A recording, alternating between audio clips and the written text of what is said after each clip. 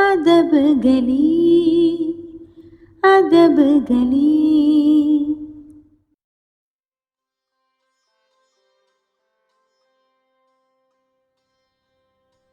جو بات گنتی کے کچھ دنوں سے شروع ہوئی تھی وہ سال ہا سال تک چلی ہے، کئی زمانوں میں بٹ گئی ہے. میں ان زمانوں میں لمحہ لمحہ تمہاری نظروں کے بن رہا ہوں. میں اب تلک بھی تمہارے جانے کا باقی نقصان گن رہا ہوں.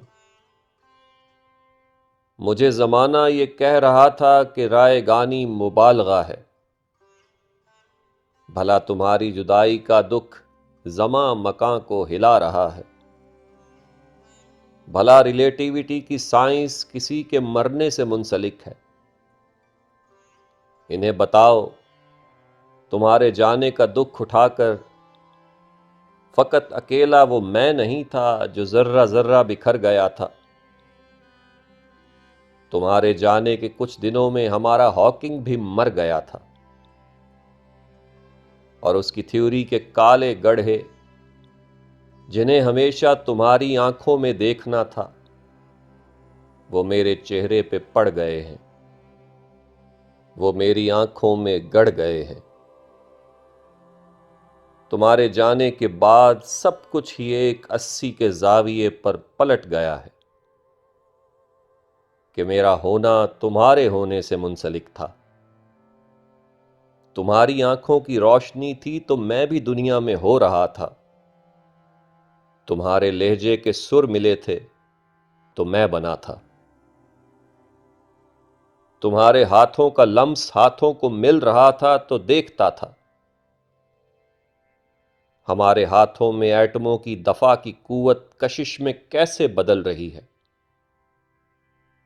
پر اب تمہاری نظر کہیں ہے، تمہارا لہجہ بھی اب نہیں ہے. تو تم بتاؤ میں کس طریقے سے اپنی ہستی کو نیستی سے جدا کروں گا. میں دنگ آنکھوں سے ساری دنیا کو دیکھتا ہوں اور اپنے ہونے کی کوئی علت تلاشتا ہوں. عجیب طرح کا بے نشاں بے مقام دکھ ہے. سمجھنے والے سمجھ گئے تھے یہ رائے گانی ہے. رائے گانی تمام صدیوں کا خام دکھ ہے. میں اب حقیقت سمجھ رہا ہوں. تمام دکھ تھا، تمام دکھ ہے.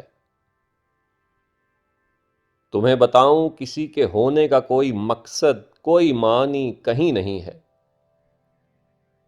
اگر تو نیچے نہیں مرا ہے تو اس سے پوچھو کہ کیا کریں گے زمیں پہ رہ کے. پلیں بڑھیں گے، بقا کی خاطر لڑیں مریں گے، پھر اپنے جیسے کئی جنیں گے اور اس جہاں سے نکل پڑیں گے. جنہیں جنیں گے وہ سب کے سب بھی یہی کریں گے. پلیں بڑھیں گے، لڑیں مریں گے، پھر ان کے بچے اور ان کے بچے. یہ کیا تماشائے ہاؤ ہو ہے. یہ زندگی ہے تو آخ تھو ہے.